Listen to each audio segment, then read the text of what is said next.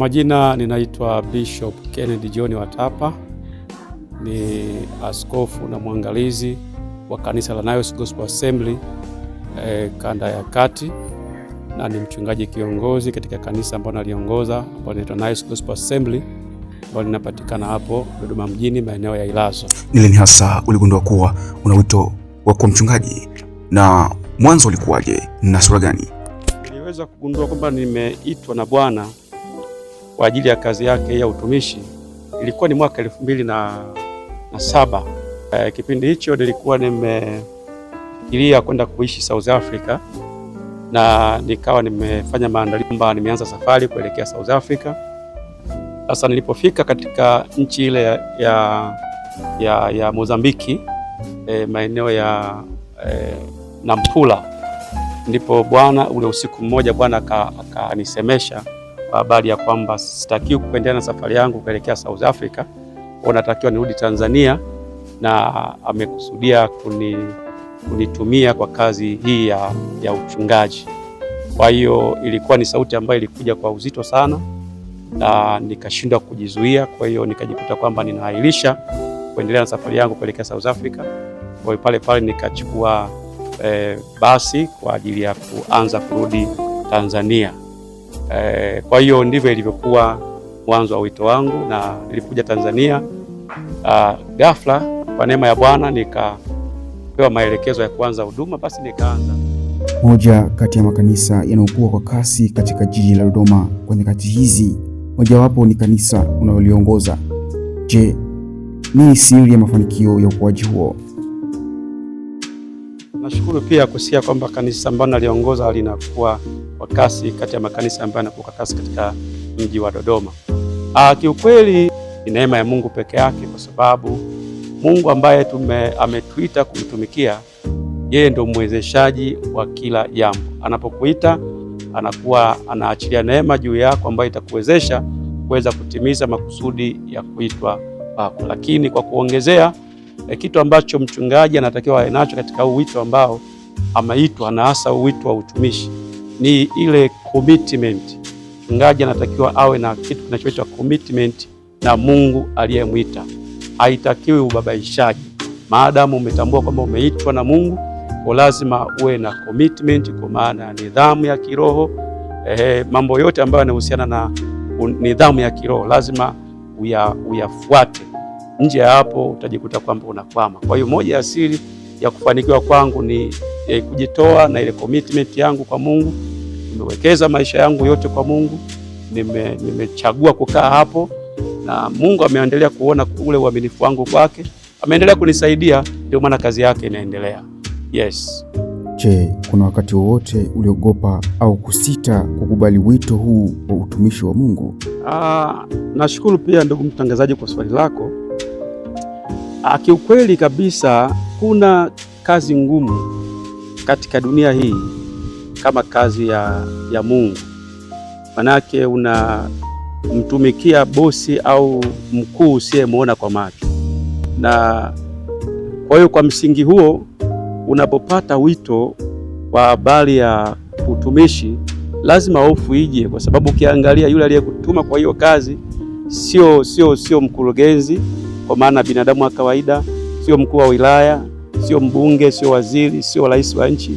Yeye ni Mungu, maanake ameumba mbingu na nchi. Sasa inahitaji nidhamu ya hali ya juu, kwa hiyo hofu haikwepeki. Lakini pia ndio maana ukifuatilia historia, watumishi wote wa Mungu wa kweli walipoitwa hawakuitika kirahisi au hawakukubali kirahisi, na moja ya kitu ambacho kimewasumbua ni hofu kwamba watawezaje kukamilisha misheni hizo. Ukimsoma Musa, wakati Mungu amemwita, alileta maswali mengi sana kwamba Bwana, mimi sistahili, mimi nina mapungufu kadha wa kadha, lakini Mungu akamwambia, Bwana wewe ndio unafaa. Akamtia moyo Musa, baadaye akajitia nguvu akaenda. Lakini baadaye pia Musa alipokuwa amemaliza misheni yake, akaja sasa akamwachia kijiti Yoshua. Naona Yoshua pia Mungu anampa maelekezo kwamba wewe ndiye utakayewalisha watu hawa kwenye hii safari ambayo imebaki, ambayo mtumishi wangu Musa ameishia njiani. Mungu amewekeza nguvu nyingi kumwasa mtumishi wake Yoshua kwamba asiogope. Nilikuwa na hofu kwamba nitawezaje kufanya kazi hii, hasa nikiangalia watumishi wa Mungu wakubwa ambao wamefanikiwa. Sasa nikasema na mimi je, naweza nikafikia viwango vya namna hiyo? Hofu ilikuwepo sana, lakini nilipokubali ule wito, neema ya Mungu ikanishukia. Nikajikuta nilipoanza tu nikaona neema inakuwa nyingi. Ghafla nikajikuta naanza kuzoea, naanza kuwa na nguvu, naanza kusonga mbele. Nikajikuta naweza mpaka sasa miaka karibia 9 sasa tuko kwenye hii huduma, tunafanya vizuri, ile hofu haipo tena. Kwa hiyo mwanzoni kweli nilikuwa na hofu, lakini sasa hivi kwa neema ya Mungu hiyo hofu haipo tena. Namshukuru Mungu kwa hilo. Amen. Ni changamoto gani kubwa zaidi uliwahi kukutana nayo katika huduma na uliishindaje? Kwa kweli changamoto ni nyingi ambazo nimekutana nazo katika hii huduma na safari ya utumishi, lakini moja kubwa ambayo nilikutana nayo, unajua mimi niliitwa nikiwa kijana mdogo sana, kwenye miaka 30 hapo. Sasa changamoto ni kwamba unapojaribu kuwaelekeza watu kwa habari ya Mungu, wakikuangalia na hali ya ujana na nini, wakaona sasa wana maswali mengi sana. Kwa hiyo ile changamoto kubwa ni ile kuaminika kwa watu kama wewe kweli ni mtumishi wa Mungu. Maana ukizingatia nyakati za leo, kwenye kazi ya Mungu utapeli ni mwingi, changamoto kama hizo ni nyingi. Watumishi wanajiita kwamba wanasema wameitwa, lakini kimsingi hawajaitwa.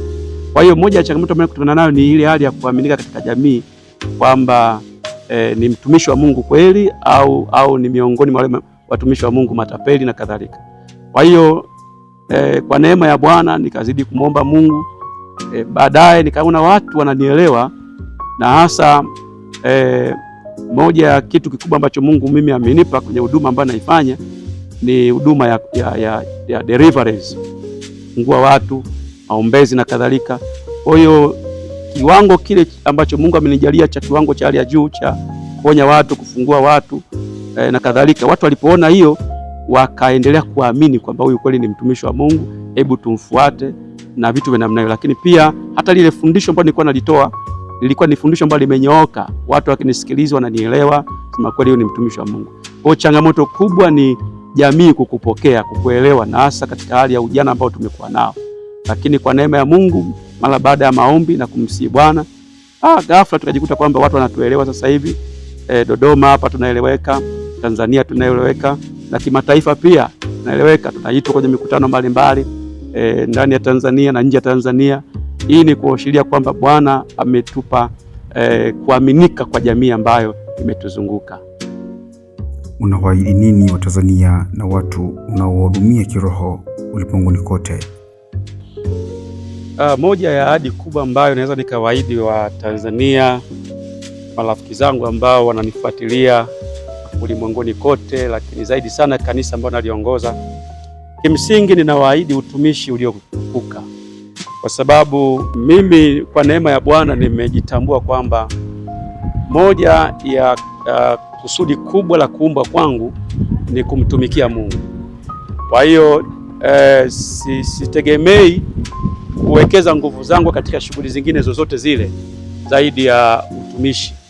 Kwa hiyo nitahakikisha kwamba ninapambana kwa kadri Mungu atakavyonijalia kuhakikisha kwamba ninawatumikia marafiki zangu, wananchi wa taifa langu la Tanzania, lakini pia marafiki zangu wa mataifa mbalimbali wanaonifuatilia.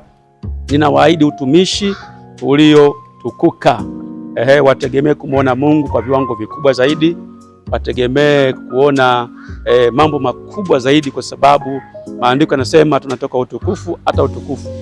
Kwa hiyo wajiandae kwa makubwa zaidi ya kimungu kwenye maisha yao. Kwa moja ya ahadi ambayo naweza nikaitoa kwa watumishi wa Mungu ambao nimepata neema ya kuwaongoza na wale ambao wananifuatilia maeneo mbalimbali ni utumishi wa viwango, utumishi uliotukuka. Kwa hiyo watamwona Mungu sawasawa na kusudi la kuumbwa kwangu. Kwa hiyo ndicho ambacho naweza nikawaahidi Tanzania na kanisa na watu ambao wananifuatilia maeneo mbalimbali. Hiyo ndo nadhiri yangu. Kwa neema uliopata kuongeza mwaka mwingine na hata leo tunasherehekea kumbukizi ya kuzaliwa kwako, je, kuna neno gani la shukrani kwa Mungu na kanisa kwa ujumla? Kwa kweli katika dunia hii kama kuna watu ambao wana sababu za kutosha kumshukuru Mungu, mimi ni miongoni mwao, mimi ni mmoja wao. Kama sitokuwa na shukurani kwa Mungu kwa kile ambacho amenifanyia, nitakuwa sijielewi. Kwa hiyo kulingana na swali lako, kimsingi nimejaa shukrani za kutosha sana kwa Mungu wa mbingu na nchi, ambaye ameniamini kwa nyakati hizi mimi kuwa mtumishi wake, kuwa balozi wake katika dunia hii kwa nyakati tulizo nazo. Kwa hiyo tangu nimeanza safari yangu ya huduma miaka kadhaa iliyopita mpaka sasa, nimeona neema kubwa, nimeona vitu vingi ambavyo Bwana amevifanya kwenye maisha yangu. Ameniamini kuchunga watoto wake, roho ambazo yeye ameziumba, na watu wao wamenielewa sana, na zaidi sana huduma ambayo ninaiongoza inazidi kukua kila siku. Kubwa la shukrani kwa Mungu, kwa sababu ninaamini kwamba pale ambako nimefikia sio uweza wangu, bali ni Mungu ndiye ambaye amenisaidia. Kwa hiyo hilo Mungu anafahamu, kwa sababu wa mara nyingi siwezi kuacha kumshukuru, lakini kwa sababu ya swali lako lazima niseme kwamba Mungu kwa sababu ameniwezesha, ninamshukuru sana. Unawashauri nini vijana ambao wanatamani kumtumikia Mungu kwenye nyakati hizi? Moja ya ushauri ambao naweza nikawapa vijana kwamba hii kazi ya Mungu ni kazi ambayo inahitaji commitment, kujitoa kikamilifu. Hii kazi ya Mungu ni kazi ambayo haihitaji michanganyo, haihitaji bambamba, ni kazi iliyonyooka. Kwa hiyo kama kweli umeitwa na Mungu, niseme tu kwamba neema ya Mungu ipo, itaweza kuwasaidia kutimiza malengo na maono mlionayo, lakini commitment ni moja ya mtaji mkubwa sana ambao utawasaidia kutimiza malengo ya wito wenu. Punguze zile emotional mambo ya miemko ya ujana na kadhalika, lakini pia majaribu ni mengi. Kwa hiyo kimsingi, ili uweze kufanikisha kazi hii ambayo umeitiwa na Mungu, unatakiwa uapply kanuni inaitwa full commitment kwa Mungu wako. Kaa hapo vizuri na Mungu wako, Mungu atakusaidia, achilia neema yake juu yako na utatimiza malengo ya kuitwa kwako. Acha michanganyo. Leo ni kumbukizi ya siku yako ya kuzaliwa. Toa neno moja kwa watu wanaokutazama kwa sasa. Watu wa Mungu, mtumishi wa Bwana, marafiki zangu ambao mmekuwa baraka kubwa kwenye maisha yangu ya kihuduma na kadhalika, kwa ujumla ninawapenda sana. Ninyi ni watu wa maana sana kwenye maisha yangu. Hivi nilivyo ni matokeo ya michango yenu mbalimbali kwenye maisha yangu. Kwa ninawapenda sana. Ninyi ni watu wa maana sana. Kwa sababu leo nimepata neema hii ya kusherehekea kumbukizi ya kuzaliwa kwangu, niseme tu neno moja kwamba happy birthday to me.